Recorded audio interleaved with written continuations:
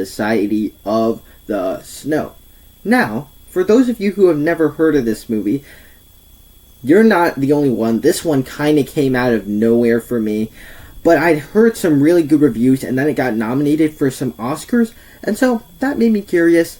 Checked it out a couple days ago, and this is just a really, really intense thriller. So if you don't know what this is a movie based on the true story of the 1972 Uruguayan plane crash where 45 passengers, or maybe even less, had to survive and work with what they had for 70-something days. I think it was 71 to the best of my memory.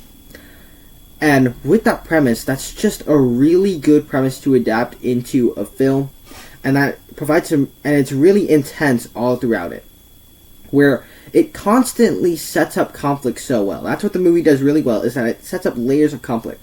So you think they're going to do something, and they're finally going to be rescued, and you could just feel the gut-wrenching emotions when a new conflict comes in. It gives you a reason why they can't do that. You got a lot of stuff, kid. And why they just have to survive for a few more days.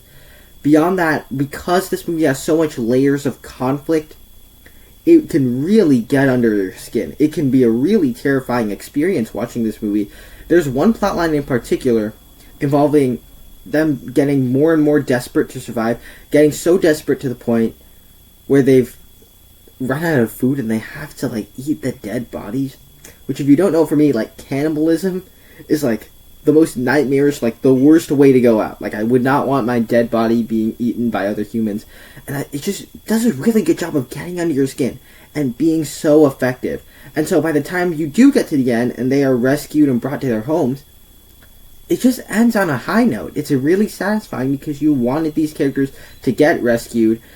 And so this is also a movie that made me want to research the events that happened with this plane crash that happened in 1972, and it can be really gut-wrenching at times with the certain ways that certain things you learn about the characters and the certain ways in which what happens to them during this survival adventure.